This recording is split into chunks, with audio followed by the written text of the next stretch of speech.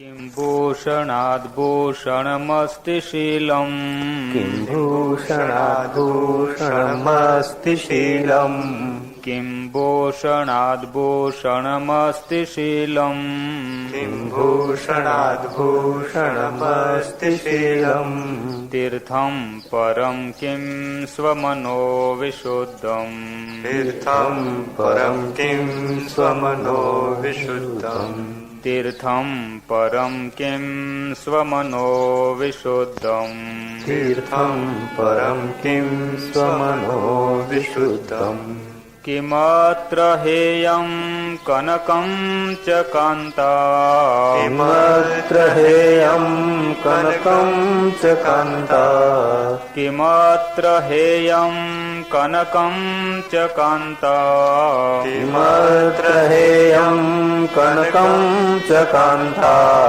श्राव्यं सदा किं गुरुवेदवाक्यम् श्राव्यं सदा किं गुरुवेदवाक्यम् श्राव्यं सदा किं गुरुवेदवाक्यम् श्राव्यं सदा किं गुरुवेदवाक्यम् किं भूषणाद् भूषणम् अस्ति शीलम्। भूषणों का भूषण कौन है कि शील। तीर्थम परम किम मनो विशुद्धम। उत्तम से उत्तम तीर्थ क्या है? अपना निर्मल मन। किमत्र हेयम कनकम च कांता। त्यागने योग्य क्या है? कनक और कांता। श्राव्यम सदा किम गुरुवेद वाक्यम। हमेशा सुनने योग्य क्या है? सद्गुरु और वेद के वचन।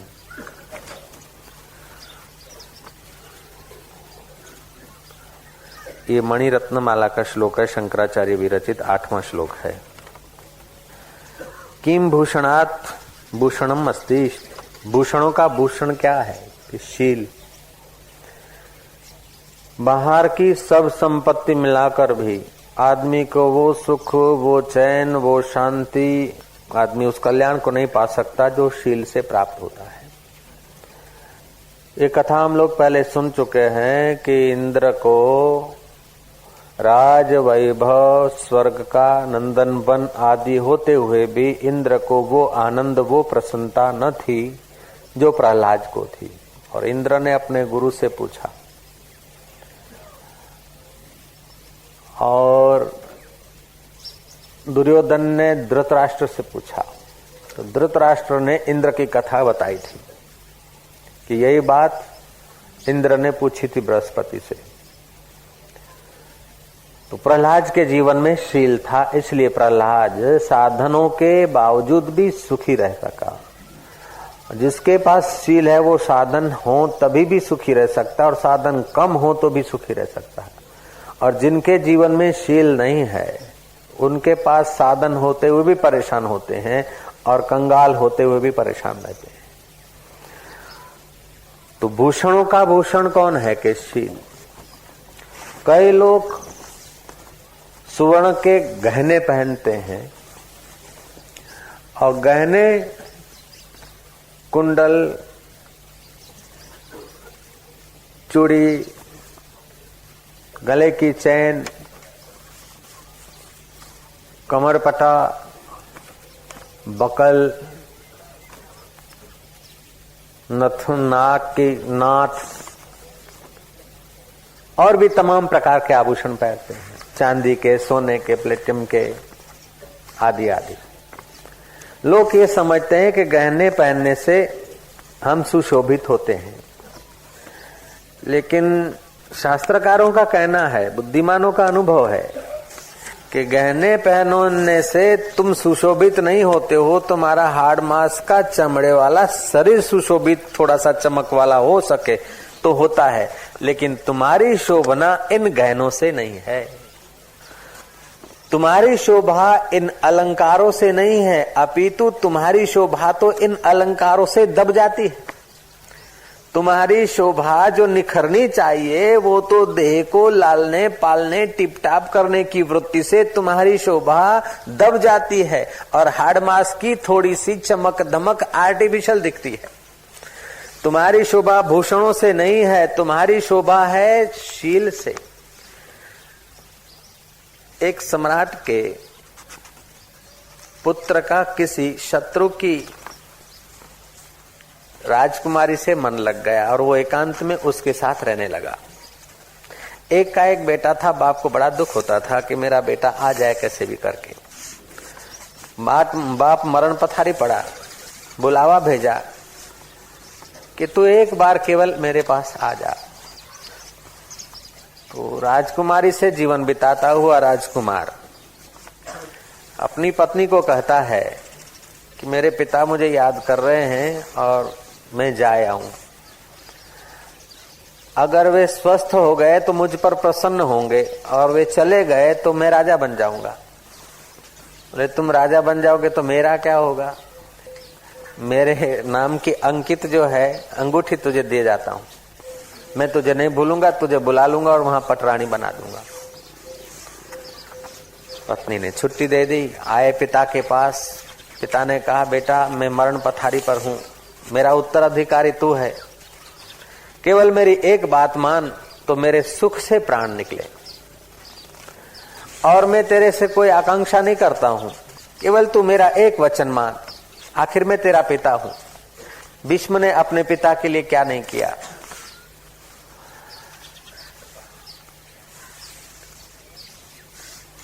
श्रवण ने अपने पिता माता के लिए क्या नहीं किया। इस प्रकार के पुत्र पिता भक्त, माता पिता भक्त पुत्रों की याद दिलाते उसके मन पर पवित्रता की कुछ छाया है। उसने कहा अच्छा आप जो बोलोगे एक बात आपकी मान लूंगा। पिता ने कहा कि गंधर्वराज की कन्या से तू विवाह कर ले और राज्य मेरा संभाल ले। गंधर्वराज की कन्या सहमत हो गया, ये बात आपकी मानता हूं। राज शादी कर ली, राजकाज करने लगा। गंधर्वराज की कन्या मिल गई, वो अपनी रानी को जिसके साथ दिल लगा था उसको भूल गया। उस रानी के पास एक बुद्धिमान दासी थी।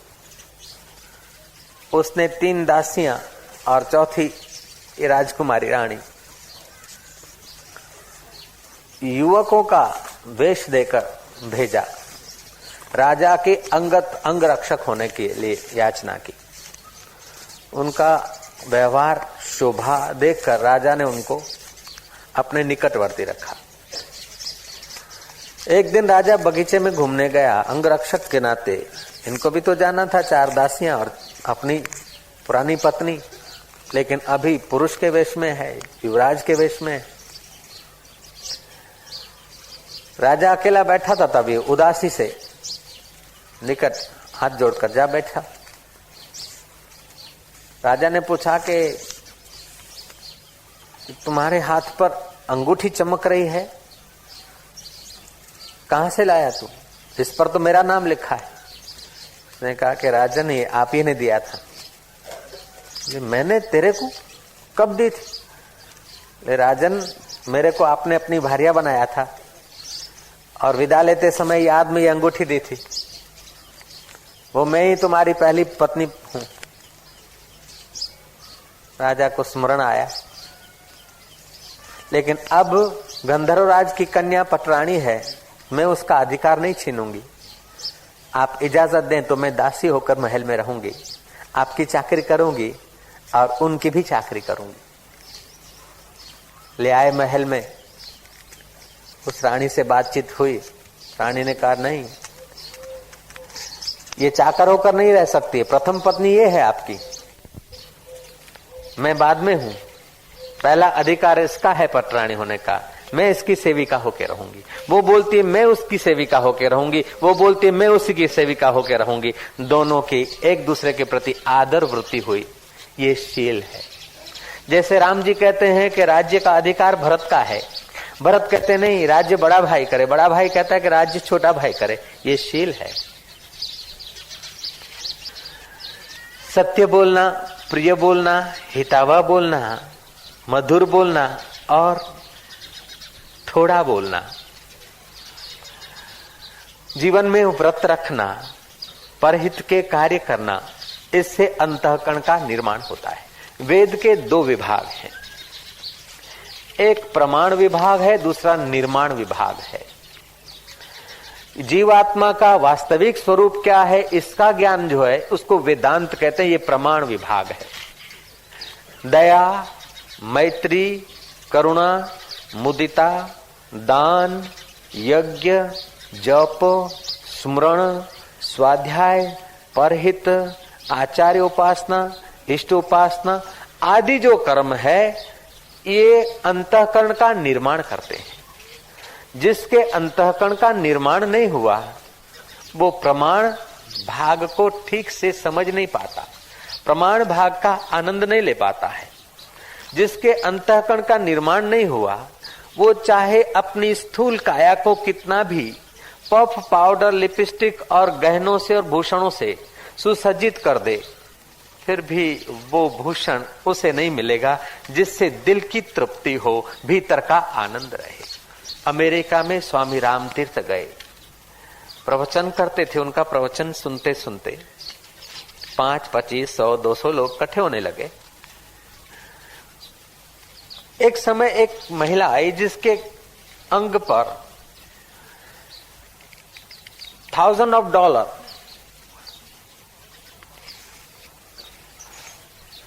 हजारों डॉलरों का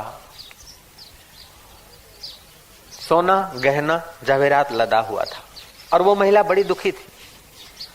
प्रवचन पूरा होते ही वो राम तीर्थ के चरणों में गिर पड़ी कि मुझे शांति दो, मैं बहुत दुखी हूं। मेरे जैसी अमेरिका में कोई दुखी महिला आपको नहीं मिलेगी। राम तीर्थ ने कहा, कपड़े तेरे इतने सुंदर, गहने तेरे इतने कीमती, तू इतनी धनाढ्य और तू दुखी कैसे? बोले, गहने और कपड़े तो ये जैसे खचरी पर सामान लदा हो, गधी पर सामान लदा हो, ऐसे ये गहने मेरे पर लदे हुए, अंदर की मुझे शांति नहीं।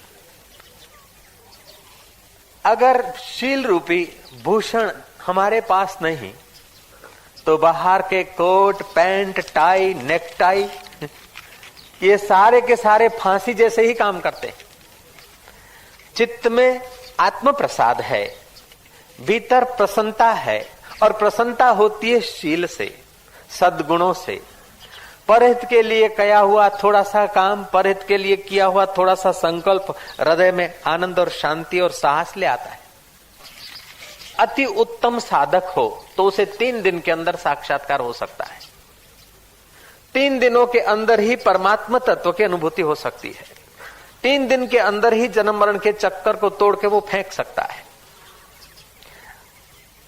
उसमें सहन शक्ति पृथ्वी की नहीं हो, ऐसा नहीं थोड़ा सा इधर उधर की बात सुनकर भागता फिरे। जयराम जी की पृथ्वी जैसी सहन शक्ति और सुमन जैसी सौरभ, सूर्य जैसा प्रकाश और सिंह जैसी निर्भीकता, गुरुओं जैसी उदारता और आकाश जैसी व्यापकता और पानी में गला दबाकर किसी का घोंट रखे और जो बाहर निकलने की जैसी तड़फड़ होती है, ऐसी संसार से तड़फ जिसके जीवन में पैदा हो, उसको सदगुरु मिल जाता 3 दिन में काम बन जाता है। नहीं तो फिर ये करे, ऐसा करते करते उपासना साधना होते होते समय लगते लगते अंतःकरण का निर्माण होगा। वो प्रमाण विभाग का अधिकारी है और हम लोग निर्माण विभाग के अधिकारी हैं। सिया राम राम गाए जा, सिया राम राम गाए जा, हरि ओम ओम गाए जा। ये हमने क्या किया? क्या हुआ? अब कीर्तन हुआ, अंतःकरण का निर्माण हुआ, तत्व के प्रमाण की बात नहीं हुई। जय श्री कृष्ण कही दो। ये क्या हुआ? कृष्ण कन्हैया लाल की जय, राणा छोड़ो राय, जय जय जय हनुमान ज्ञान गोसाई, कृपा करो गुरुदेव की नाई। ये क्या हुआ? ये क्या हुआ? भाव का निर्माण हुआ। भाव कहां से होते हैं? अंतःकरण से। तो गहने, सोना, चांदी, जवेरात, प्लेटिनम आदि से देह का निर्माण होता है, लेकिन कीर्तन आदि से अंतःकरण का निर्माण होता है। देह की अपेक्षा अंतःकरण तुम्हारे नजीक। बाहर के गहने खतरा पैदा कर देते, लेकिन कीर्तन, भजन, ध्यान रूपी गहने खतरे को खतरा कर देते। आजकल के जमाने में 1,00,000-2 लाख का गहना पहन के कोई निकले तो शाम को घर लौटे कि पुलिस चौकी पहुंचे अथवा कांकरिया पहुंचे, वो नारायण जाने। देह का निर्माण करना ये कोई असली आभूषण नहीं, एक दिखावे भर के आभूषण है। लेकिन अंतःकरण का निर्माण करना ये ऊंचा आभूषण है। तो यहां कहते हैं कि आभूषणों में श्रेष्ठ आभूषण क्या है? किम भूषणात् भूषणमस्ति। भूषण से, आभूषण से श्रेष्ठ आभूषण कौन है? उत्तम से उत्तम आभूषण क्या है? बोले शील। शील में क्या आता है? सत्य, तप, व्रत, सहिष्णुता आदि सद्गुण, जो अपने लिए दूसरा, आप जैसा अपने लिए चाहते हैं ऐसा दूसरों के लिए व्यवहार करिए। आप अपना अपमान नहीं चाहते तो दूसरे का अपमान करने में विचार करिए। आप अपने को कोई ठग ले ऐसा नहीं चाहते तो दूसरे को ठगने में जरा विचार करिए। आप अपने को दुखी करना नहीं चाहते तो मन से, कर्म से, वचन से दूसरा दुखी न हो उसका ख्याल करिए। तो प्राणी मात्र में अपने आत्मा को निहारने का अभ्यास करके अंतःकरण का निर्माण करना, इसका नाम शील। ये महाधन है। स्वर्ग की संपत्ति आ जाए, स्वर्ग में रहने को मिल जाए, लेकिन वहां ईर्ष्या है, पुण्य क्षीणता है, भय है। लेकिन जिसके जीवन में शील है उसको ईर्ष्या, पुण्य क्षीणता या भय नहीं होता है। तो शील आभूषणों का भी आभूषण है, उत्तम गहना है। मीरा के पास बाह्य गहने कौन से थे और शबरी भिलन ने कितने गहने पहने होंगे? द्रौपदी ने वनवास में कौन से गहने सजाए होंगे, रखे होंगे? और रंतिदेव जैसे दानवीरता साधक में, ये शास्त्र की कल की बात कह रहा हूं, आकाश जैसी व्यापकता, रंतिदेव जैसी दानशीलता, उदारता, रंतिदेव जैसी उदारता पदार्थों की भी होती है और विचारों की भी होती है। किसी ने अपमान कर दिया या किसी ने कुछ 2 महीने, 4 महीने, 6 महीने, साल, 2 साल पहले कुछ कह दिया, अथवा अभी किसी ने कह दिया, चलो हो गया, पकड़ मत रखे, जो बीत गई सो बीत गई। नहीं तो दुखी अपने को होना पड़ेगा। जगत को सुधारने का ठेका मैंने तुमने नहीं लिया, लेकिन अपने को सुधारने के लिए तो मेरा तुम्हारा जन्म है। जयराम जी की। और मां के गर्भ से निकला और गुरु के चरणों में गया और पूरा सुधर गया, ये कोई जरूरी नहीं।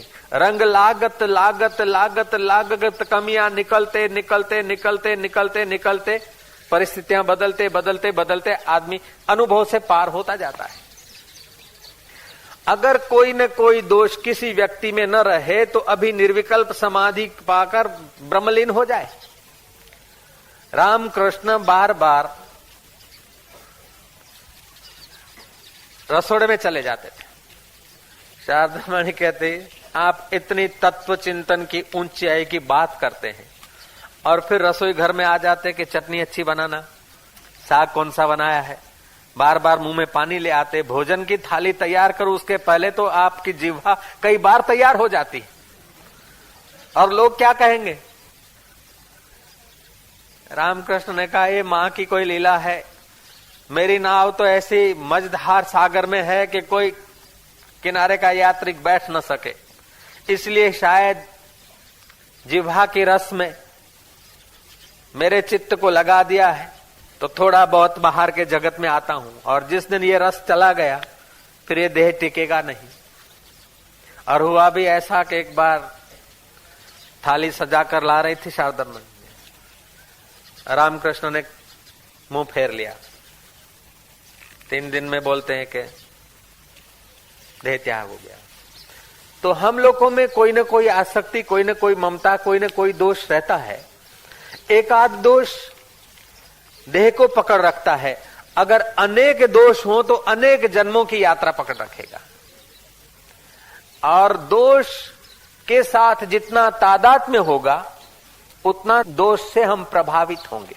लेकिन ईश्वर के साथ जितना तादात्म्य होगा, आत्मदेव के साथ जितना तादात्म्य होगा, शील के स्वभाव के साथ जितना तादात्म्य होगा, उतना ही ये दोष निर्दोषता में बदलते जाएंगे।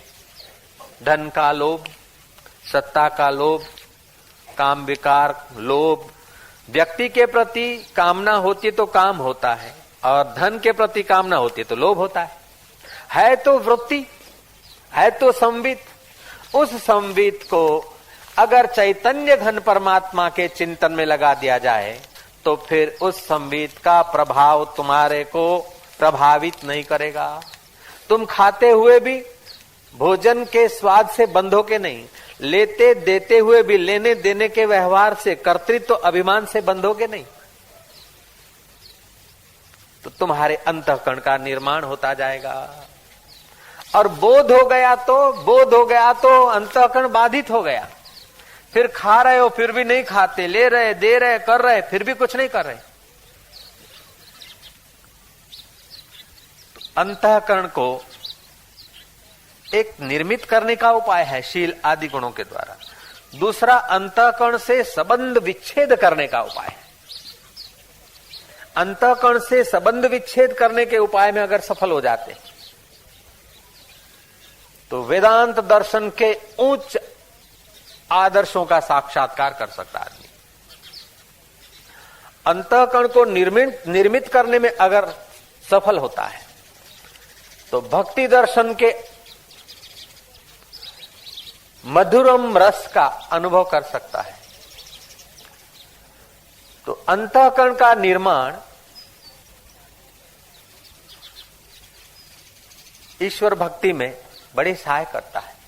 अंतःकरण का निर्माण ईश्वर तत्व के साक्षात्कार में भी सहयोगी होता है। व्यक्ति धार्मिक है तो अपने लिए ही उपयोगी नहीं, कुटुंब के लिए, समाज के लिए उपयोगी होता है। जिसके जीवन में धर्म नहीं है उस पर अशांति के बादल घिरे रहते हैं, और जिसके जीवन में धर्म है उसके जीवन में साधना, साहस, सहन शक्ति के गुण निखरते रहते हैं। लड़की धार्मिक है तो माता पिता को तसल्ली रहती है, सासू ससुरा उस पर विश्वास करते हैं, अड़ोस पड़ोस की माया उस पर विश्वास करती है। व्यक्ति धार्मिक है तो पड़ोसी उस पर विश्वास करते हैं कि झूठ नहीं बोलेगा, ये पैसा न खाएगा, ये दगा न करेगा। तो धार्मिकता और सच्चाई, शील, ये हमारे व्यवहार जगत में भी उपयोगी है। परमार्थ में तो सहायक है ही, लेकिन व्यवहार में भी शील बड़ी मदद करता है। धन है, वैभव है, लेकिन शील, संतोष नहीं है तो कितनी भी ऊंचाई वाला व्यक्ति शराब, कबाब आदि के दुर्गुणों में फंस जाएगा। तो आज का श्लोक कहता है कि आभूषणों से उत्तम आभूषण क्या है? शील। उत्तम से उत्तम तीर्थ क्या है? गंगा, यमुना, गोदावरी, काशी, मथुरा, द्वारका, पुष्कर आदि तीर्थ तो हैं, लेकिन ये बाहर के तीर्थ हैं। जिसका मन परमात्मा देव में डूबता है वो उत्तम तीर्थ में स्नान करता है। बाह्य तीर्थों को तीर्थत्व भी भीतर के तीर्थ में डूबे हुए व्यक्तियों, महापुरुषों के द्वारा अथवा अवतारों के द्वारा मिला है। तो उत्तम तीर्थ अपना मन है। एक पिता के 2 बेटे। पिता स्वर्गवास हुआ। छोटे बेटे ने कहा कि मैं जा रहा हूं, पिता की इतनी संपत्ति है, हम लोग आधा आधा बांट देते हैं, और मैं जा रहा हूं तीर्थ रटन करने के लिए। बड़े भाई ने कहा, अच्छा तू तीर्थ यात्रा जाता है तो जा, मैं तुझे तुम्बा देता हूं, वो तुम्बी को तू नहलाना और देव दर्शन कराना। जो भी खर्च होगा किराए का, दक्षिणा, दान का, वो आधा आधा हम बांट देंगे। तू तो सशरीर जा रहा है और मेरा प्रतीक तुम्बा आ रहा है, तुम्बे को तू नहला दिया करना, तुम्बे को भगवान के दर्शन करा दिया करना। कहानी कहती है कि छोटा भाई ले गया बड़े भाई का तुम्बा को, हर तीर्थ में नहलाता तुम्बा को, आप नहाता तुम्बा को नहलाता, आप मंदिर में जाता तुम्बे को भी दर्शन करा देता। घूमते घामते जब लौटा तो भाई ने कहा, तीर्थ हो गए? बोले हाँ। बड़े भाई ने आधा खर्चा दे दिया। तुम्बे को जरा सा छीला भीतर से, देखा तो कड़ुआ कड़ुआ कड़ुआ। तुम्बा तो समझते ना, ये तो इतना तीर्थों में नहाया, मंदिरों में गया, अभी मधुरता इसमें नहीं आई। ये बाहर से नहाया, भीतर इसका स्नान नहीं हुआ। बड़ा भाई चतुर था, कंकड़, राख आदि लेकर भीतर चला गया, पानी डाला, भिगाया, धोया, स्वच्छ किया, सुखा दिया। फिर जो चीज उसमें डाले तो ज्यों के त्यों बनी रहे, कड़वास नहीं रही उसकी। मन, कर्म, वचन, शील, हरिनाम का जप रूपी राख और प्रभु प्रेम रूपी पानी, ये तुम्बे में डाला। मन एक तुम्बा है, कायिक, वाचिक, मानसिक, सत्कृत्य ये कंकड़ है, हरिनाम जप ये राख है और हरि प्रेम ये पानी है। इन तीनों से तुम्बा धोया जाता है और फिर साक्षी भाव की, ज्ञान की निगाह से इसे सुखाया जाता है। और वो तुम्बा जब सूख जाता है तो सब वस्तुएं उसमें अमृत जैसी रहती है। वो मन रूपी तुम्बा जब पवित्र हो जाता है तो सारा का सारा अमृत जैसा उसके जीवन में अनुभव रहता है। तो तीर्थों में श्रेष्ठ तीर्थ कौन है कि अपना अंतर्मुख मन, आत्मकार वृत्ति वाला मन। अपने मन के पवित्र होने पर आप तीर्थ में जाएंगे तो महापुण्य होगा, और जिसका मन पवित्र नहीं वो तीर्थ में जाएगा तो उतना लाभ नहीं होगा जितना पवित्र मन वाले को होगा। पवित्र मन वाला तीर्थ में जाते ही समाहित हो सकता है और महापुरुष के पास जाते ही तत्व ज्ञान में जल्दी पहुंच सकता है। और अपवित्र मन वाला शंकाशील, घृणा, द्वेष, ईर्ष्या से भरा हुआ मन बढ़िया बढ़िया बात सुनेगा फिर भी उसको रंग नहीं लगेगा। तो हमारा चित्त जितना निर्दोष होता है, पवित्र होता है, उतना ही हमें तीर्थ का भी लाभ होता है। त्यागने योग्य क्या है? कनक और कांता। कनक माना धन, कांता माना कामुकता। ये दो चीज त्यागने योग्य हैं। सन्यासी के लिए, विरक्त के लिए, त्यागी के लिए भाव से और मूल से त्यागने योग्य है। लेकिन गृहस्थी जीवन के लिए कनक माना धन त्यागेगा, पत्नी त्यागेगा तो गृहस्थ जीवन कैसे जिएगा? तो इसकी आसक्ति त्यागे। इसके बिना मैं नहीं जी सकता, ऐसी जो हम लोगों की धारणा बन गई।